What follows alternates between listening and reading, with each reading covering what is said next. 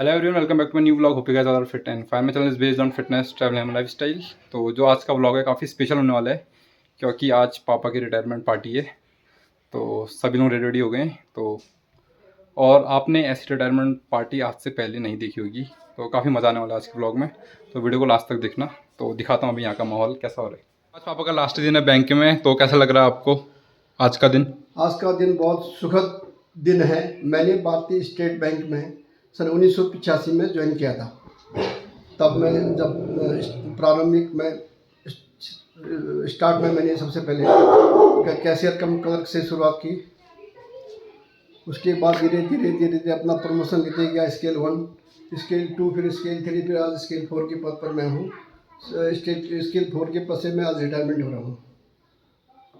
तो बहुत सुखद क्षण है क्योंकि इतने साल स्टेट बैंक में सेवा करने के बाद ऐसा अनुभव हो रहा है कि बहुत ही सुखद महसूस हो रहा है। और मैं चाहूँगा कि अगले आने वाला क्षण मेरे लिए और सुखद हो और अच्छा हो, स्वस्थ हो, मस्त हो, स्वस्थ रहे। मतलब भगवान से मैं यही प्रार्थना करूँगा। तो सब तैयार हो रहे हैं अभी यहाँ पे मस्त। तो यहाँ अभी पापा ड्रेस पहन रहे हैं। कैसा लग रहा है बाबा आपको? कहाँ यार, आपकी विदाई में आंसू निकल रहा है अभी से यार। हैं? वो तो निकलेगा ही फिर आंसू निकल रहा है अभी से, इतने साल सेवा किया। तो जो ये पहना रहे इसको बोलते हैं शिले। तो ये तभी पहनते हैं जब कोई स्पेशल ओकेज़न होता है तभी। और ये ड्रेस को बोलते हैं रंगा मुंड का चुंग वाला। और ये लड़कियों को ड्रेस को बोलते हैं चुंग वाला।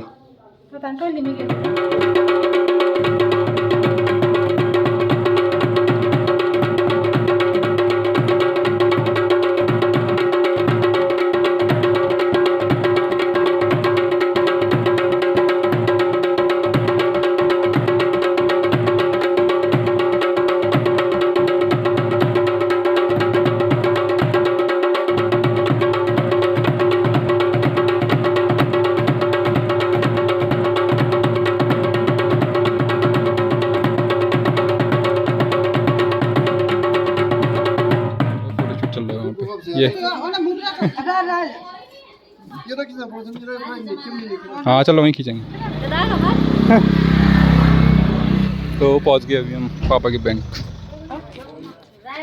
वहीं खड़े हो जाइए, चलो वहीं खड़े हो जाओ उधर उस साइड। बिल्कुल सही। नहीं ठीक है।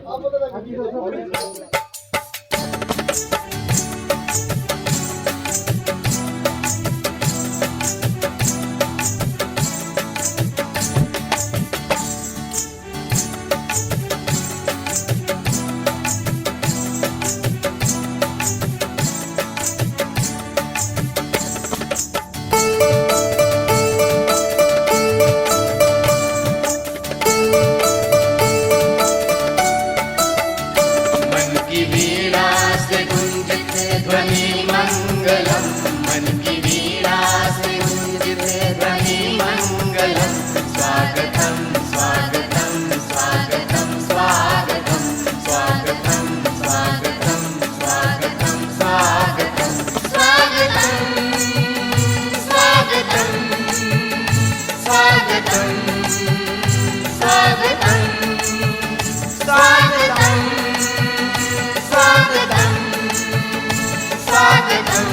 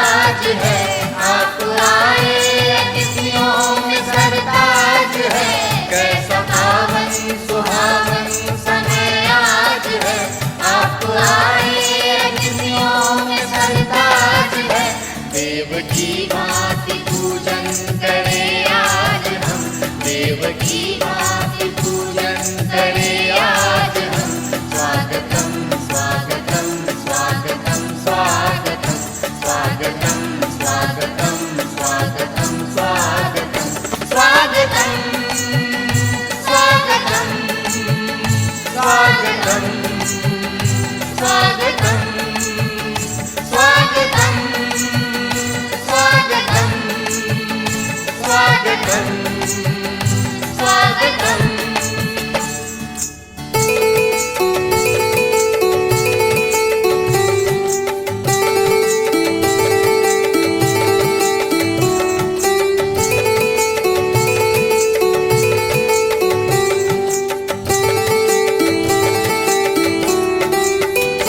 मन की बगिया से हमने है कलियां चुनी, श्रद्धा के फूलों से हमने माला बुनी। मन की बगिया से हमने है कलियां चुनी, श्रद्धा के फूलों से हमने माला बुनी। करते हैं मिलके अर्पित सुमन आज हम, करते हैं मिलके। क्वेश्चन भी हुआ इनका, लेकिन सर कभी भी उन्होंने कभी ऐसा नहीं कहा कि हम मैं यहाँ नहीं जाना चाहता, वहाँ नहीं जाना चाहता। तो सर का जो है बहुत ही एक नेचर ऐसा है कि वो कभी किसी को ना नहीं बोलते और जो काम उनसे हो सकता है उसको हमेशा करने की कोशिश करते हैं। मैं सर्वप्रथम श्री HR साहब से निवेदन करूँगा कि शिवपाल सर के उपलक्ष्य में 2 शब्द कहें। धन्यवाद। सब लोग आके शिवपाल सर की जो रिटायरमेंट है एक हमारा हम सभी के बीच में खुशी का माहौल है, उसे और बढ़ाने का आप लोगों ने अपना योगदान दिया, तो बहुत बहुत सभी का धन्यवाद। और मैं शिवपाल सर के बारे में क्या बोलूँ, मैं बहुत पहले से शिवपाल सर को जानता हूँ, जब से मैंने भी बैंक ज्वाइन किया है शिवपाल सर के साथ काम करने का मुझे मौका मिला। शिवपाल सर का बिल्कुल एकदम सरल स्वभाव है और मतलब ये किसी के साथ भी, जैसे बालक है बालक के साथ बालक का जैसा व्यवहार, बड़ा है बड़े के साथ बड़े का जैसा व्यवहार, तो बहुत सियाना है सियाने के साथ सियाने का जैसा व्यवहार। इनका व्यवहार बहुत ही अच्छा है, मतलब कोई भी आए 5 मिनट के अंदर ये दिल जीत लेते हैं सबका। मतलब एज अ फैमिली मेम्बर कभी भी जैसे हम हुए, हम एक अपने बड़े सीनियर के तौर पे और एक फैमिली मेम्बर के तौर पे इनको हमेशा देखते हैं। कभी कोई चीज़ गाइडेंस की नहीं होता, हमें हमेशा अच्छी गाइडेंस देते हैं, हमेशा किस तरीके से चीज़ें सभी का भला हो और आगे को निकले इस तरह की सलाह देते हैं। तो मुझे मैं खुशकिस्मत हूँ कि मुझे सर के साथ काम करने का मौका मिला और पिछले कुछ समय से तो हम काफ़ी संपर्क में थे, क्योंकि मेरा ट्रांसफर हो गया था, मैं फिर वापस आया यहाँ पर, तो तब से मैं शिवपाल सर के संपर्क में हूँ। तो सर के साथ काम करके मुझे बहुत अच्छा लगा। सर ने इतना लगभग 30 साल से अधिक समय जो है बैंक को अपनी जीवन का जो महत्वपूर्ण 30 साल समय है वो बैंक को अपना दिया है। अलग अलग जगह पोस्टिंग की, अलग अलग रोल, कभी ब्रांच मैनेजर, कभी चीफ मैनेजर, कभी फील्ड ऑफिसर, कभी अकाउंट, हर तरह का समय काम किया हमारे बैंक में। और हर समय जैसे जब मैनुअल का जमाना था तब भी, जब कंप्यूटर आया तब भी, सब जैसे जैसे जमाना आगे बढ़ते गया, बैंक आगे बढ़ते गया, सर ने अपना पूरा कंधे से कंधा मिला के बैंक को आगे ले जाने में अपना सहयोग दिया।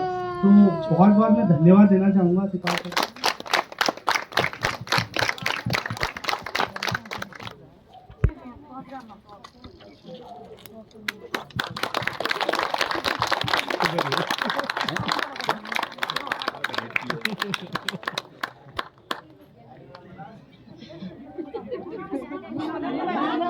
गरम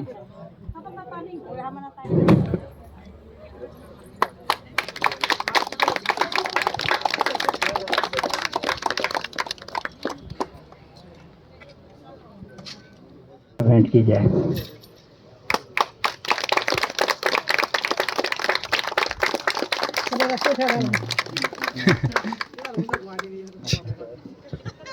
मैं श्री हिमांशु सर से निवेदन करूंगा कि शिवपाल सर को माला भेंट की जाए। बहुत बहुत धन्यवाद सर। मैं त्यागी सर से निवेदन करूंगा।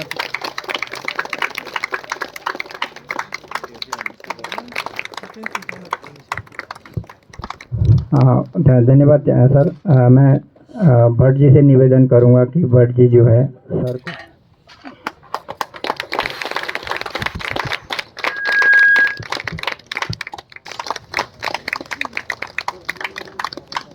सब लोगों को प्रणाम और नमस्कार।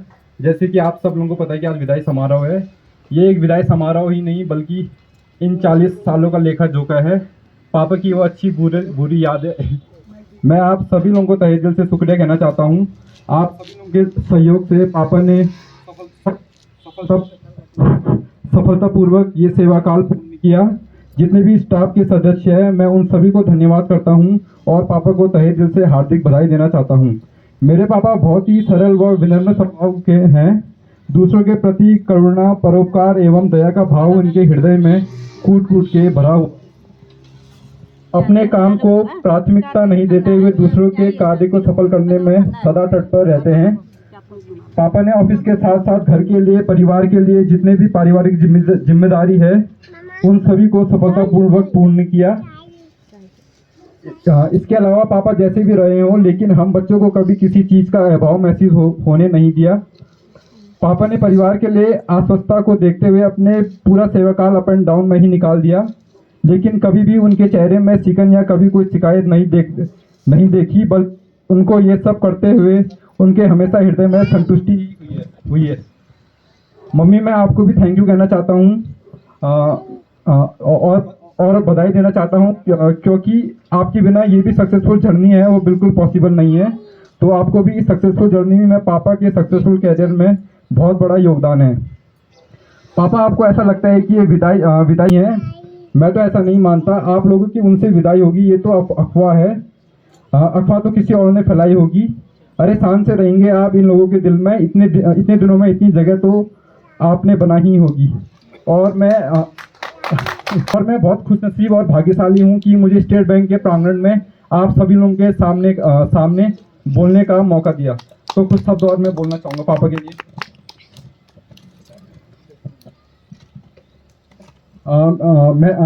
मैंने पापा को कभी नहीं बताया कि मैं उनसे कितना प्यार करता हूँ, तो अपने शब्दों के थ्रू उनको कुछ बताना चाहूँगा। मंजिल तो दूर है, सफ़र बहुत है, छोटी सी जिंदगी की फिक्र बहुत है। मंजिल तो दूर है और सफ़र बहुत है, छोटी सी की जिंदगी की फिक्र बहुत है। मार डालती ये दुनिया कब के हमको, लेकिन प्यार का असर बहुत है। चलते दुनिया में मैंने एक तारे को देखा है। इस भागती हुई भीड़ में मैंने पिता को देखा है। दिन रात एक करके अपने परिवार को पालते देखा है। मेरी माँ के अपने हाथों से खाना खिलाते हुए देखा है। इन टूटे हुए घर के बीच में अपने परिवार के बुनियाद को देखा है।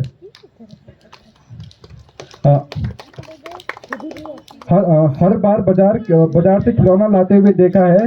बिना कहे हर मांग को पूरे करते हुए देखा है। मैंने अपने पिता को कभी ना करते हुए नहीं देखा। सभी भाइयों के ऊपर गुस्सा करते हुए देखा है, पर बाद में आंसुओं को पोंछते हुए भी देखा है। मैंने अपने संवेदनशील पिता को भी देखा है।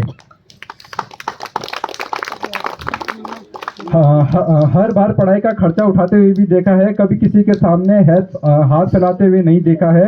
मैंने अपने उच्च आत्मसम्मान वाले पिता को भी देखा है।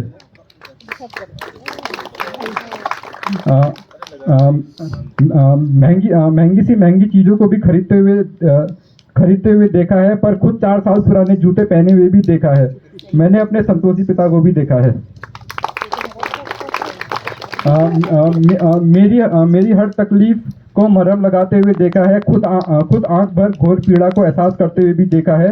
मैंने अपने दयावान पिता को भी देखा है। तो लास्ट से थोड़ा करते मैं बस भगवान को एक चिट्ठी देकर आया हूँ। भले ही कितने मौसम बीत जाए, समय बीत जाए, मुझे अपने पिता जैसा ही बनाना। और भले ही कितने सूरज जल जाए, सदियाँ बीत जाए, उन्हें हर जन्म मेरा ही पिता बनाना।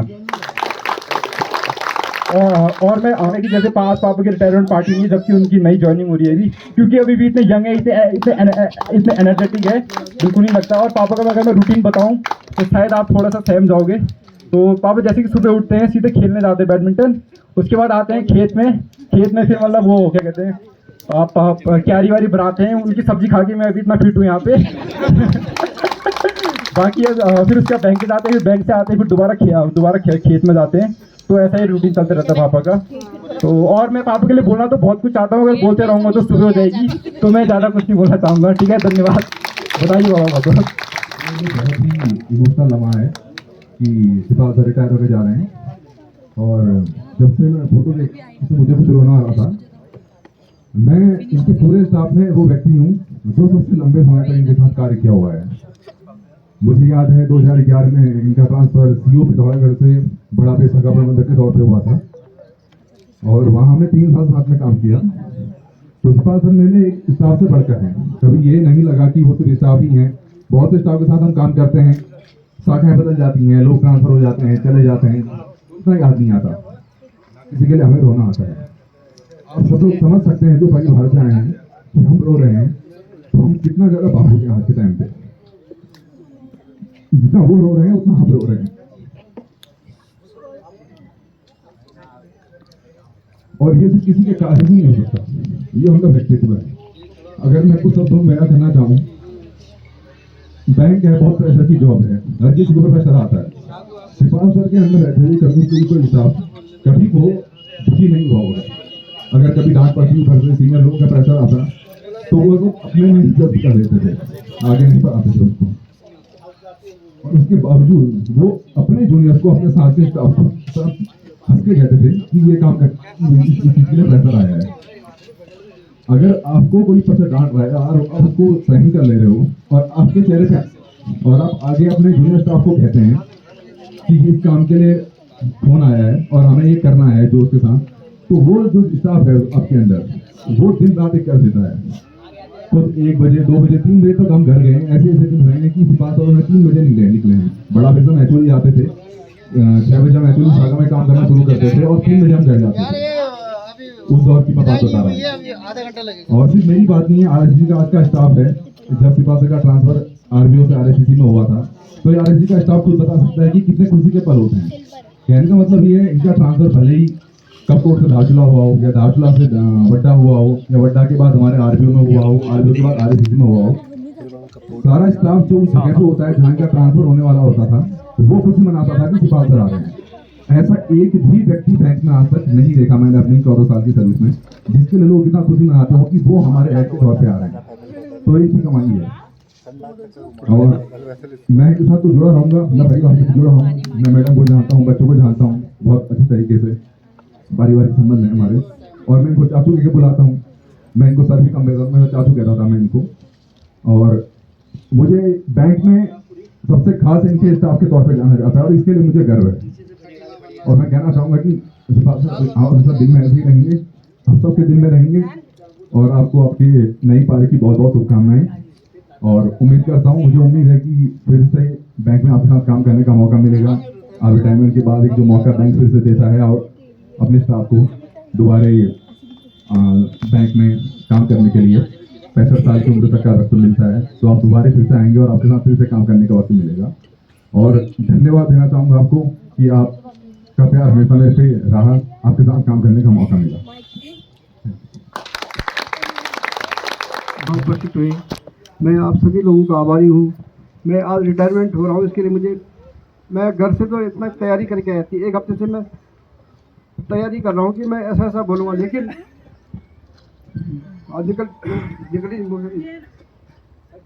मैं कर ही नहीं पा रहा, बोल ही नहीं पा रहा हूँ। आप सभी को धन्यवाद, बहुत बहुत धन्यवाद। वो चीज़ तो निकलने का उसके पास न परिवार था न तजुर्बा था। आज वो पिता है और पिता का तो सबसे बड़ा रोल होता है जिसका पता ही नहीं लगता। बेटे ने कहा था मनीष ने, लेकिन वो जो करता है वो वास्तव में पता नहीं लगता। उसका जूता वास्तव में पुराना होता है और बच्चे के लिए वो नया लेके आता है, न जाने कब गुजर जाते हैं। लेकिन ये व्यक्ति जो सामने बैठा है, पता नहीं आपके यहाँ देवताओं के बारे में क्या कहते हैं, लेकिन हमारे यहाँ हरियाणा के साइड में तो देवता को माना जाता है और ये मानते हैं कि इंसान में ही देव है। और किसी को साक्षात देव देखना है तो देख लो भाई, ऐसा अवसर नहीं मिलेगा। मैं इनके साथ सिर्फ 2 ही साल रहा हूँ, लेकिन गारंटी से कह सकता हूँ कि ऐसा व्यक्ति मैंने तो कम से कम नहीं देखा, शायद आप लोगों ने देखा हो किसी ने। तो अगर कहीं देवता होते हैं, कहीं प्रभु किसी में बसते हैं, तो ऐसे ही व्यक्तियों में बसते होंगे। और इनके लिए शब्दों का चयन करना बहुत मुश्किल है। ये व्यक्ति पता नहीं, मैं तो कहता था शिपाल जी को कि शायद ये प्रोडक्ट ऊपर वाले ने गलती से बना दिया। कई बार होता है ना कि कई बार आदमी भगवान बना रहा है, कुछ बन कुछ जाता है, तो ये वही है। उनकी भी समझ में नहीं आया होगा कि यार ये भी इंसान ही है, जो तो मैं देवता बना दिया। तो जब इस 60 साल के युवक को लेकर आप घर जाएं तो समझे कि इन्होंने सदा सब कुछ दिया ही है। मैंने कई बार देखा है, वास्तव में अभी जगदीश ने कहा था, मैं सुन रहा था कि ये ऊपर से आने वाले चीज़ों को अपने अंदर जज्ब कर लेते हैं। यकीनन ये मैंने देखा है, अनुभव किया है। इसलिए रिटायरमेंट शब्द शायद इनके लिए बिल्कुल गलत है। सेवानिवृत्ति यानी कि सेवाओं के बाद आपको नेक्स्ट ड्यूटी दी जा रही है। जैसे एक ब्रांच के बाद दूसरी ब्रांच दी जाती है, एक जगह के बाद दूसरी पोस्टिंग होती है। तो पोस्टिंग हो रही है, रिटायरमेंट कहाँ बनता है? कहाँ से रिटायर हुआ भाई? इतना चीर हुआ तो हमारे में कोई भी नहीं होगा। ईश्वर इन्हें चीर हुआ बनाए रखे ताकि हम भी इनकी तरफ देख लें भाई कौन सी चीज खाई थी इन्होंने। वो तो बताना पड़ेगा इनको। ये राज है, बताएंगे। तो शिवपाल जी आप कृपा करके सोच लें आपको क्या क्या बोलना है, क्योंकि अभी पुनेठा जी भी आ रहे हैं। और कहते हैं देखिए, ईश्वर जिसका हृदय सरल होता है हमेशा उसके साथ होता है। आप देखना चाहिए, इन्हें जहाँ पोस्टिंग मिली उन्हें स्टाफ वो अपने आप अच्छा मिला। यहाँ पे RSCC में आए तो इनके आते ही स्टाफ बदल गया, कुदरती कमाल था। और अब जा रहे हैं तो शायद फिर बदल जाए, फिर कुदरती कमाल हो।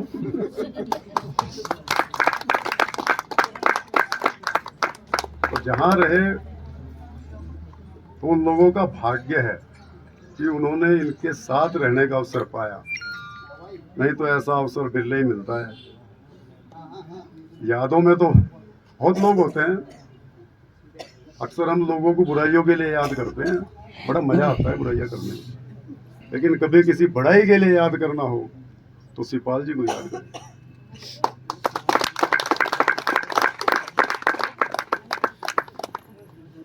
और सुबह बैडमिंटन के इनके वीडियो देखें, उससे मोटिवेशन लें आप लोग भी, कैसे उड़ उड़ के मारे जाते हैं शॉट।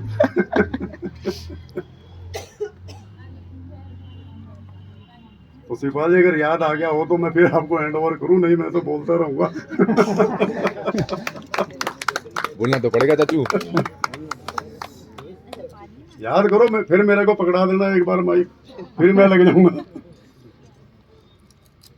देखो ईश्वर भी परीक्षा लेता है। सुबह से रात बारिश हो रही थी, सुबह से माहौल कितना खुशनुमा बना रखा आपके लिए, और इंतजार कर रहा है कि जैसे ही नाचते गाते बच्चे आगे चलेंगे वो आपको घर पहुंचा के बरसेगा, वो भी अपना आशीर्वाद बांटेगा, ये गारंटी है।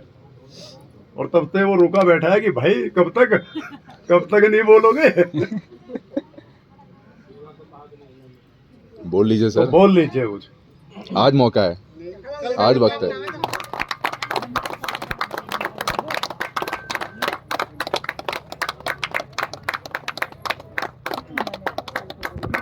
आ जाओ सभी, आगे आ जाओ। विनोद पीछे नहीं रहना, शिवपाल सर देख रहे हैं आज पीछे कौन है, देख लो। चलते मेरे ये गीत याद रखना, कभी अलविदा ना कहना, कभी अलविदा ना कहना। रोते हंसते बस यूं ही तुम गुनगुनाते रहना, कभी अलविदा ना कहना, कभी अलविदा ना कहना। प्यार करते करते हम तुम कहीं खो जाएंगे, इन्हीं बहारों के आंचल में थक के सो जाएंगे। सपनों को फिर भी तुम यूं ही सजाते रहना, कभी अलविदा दिलबर। बिछड़ जाए कहीं हम अगर और सुनी सी लगे तुम्हें जीवन की ये डगर, हम लौट आएंगे, तुम यूं ही बुलाते रहना, कभी अलविदा ना कहना, कभी अलविदा या कहना। चलते चलते मेरे ये गीत याद रखना, कभी अलविदा ना कहना, कभी अलविदा ना कहना। We all love you, principal sir.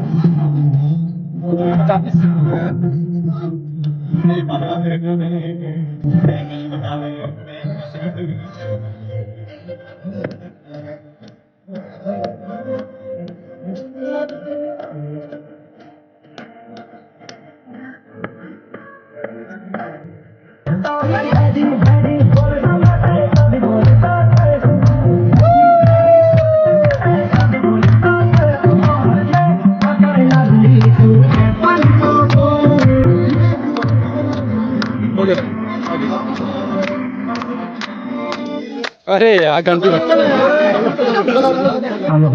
पे तो पता नहीं फेयरवेल ऐसे करते हैं पहला फेयरवेल है। हाँ, तो लेकिन जब हम अपने दिल्ली साइड में या कहीं करते हैं तो एक